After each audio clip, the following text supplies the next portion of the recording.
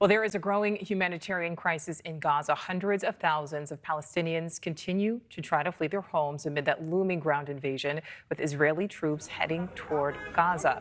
A new report shows nearly 200 people are being held hostage, and the death toll does continue to rise as airstrikes continue to target the Strip. Let's bring in Jon Gambrell, the Associated Press news director for the Persian Gulf.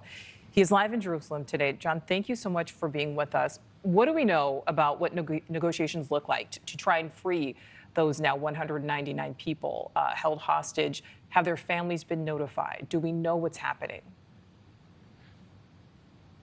It's still really murky, and we have seen Prime Minister Netanyahu and other government officials start to meet with these families. There's been some criticism in Israel over the fact that there hadn't been these meetings. These meetings are taking place.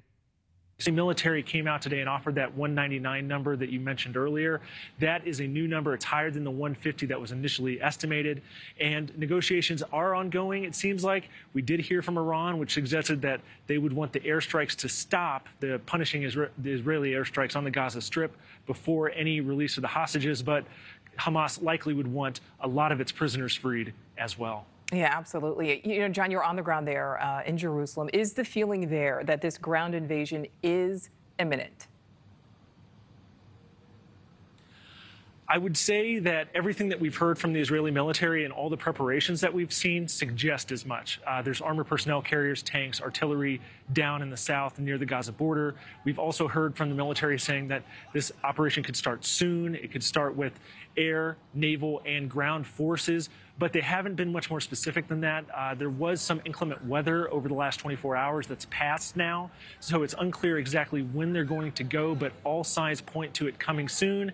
And we've also seen Antony Blinken and this rumored visit by President Biden upcoming. So maybe they're going to come in, talk, and then it could start then, but it's all up to what the Israelis want to do.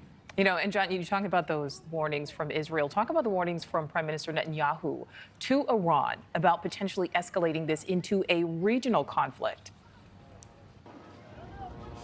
Yeah, that's a really good point. Today, we had Netanyahu at the Knesset, which is the Israeli parliament, and he said, I'm going to quote for you, "Don't test us in the north. Don't make the mistake of the past. Today, the price you will pay is far heavier."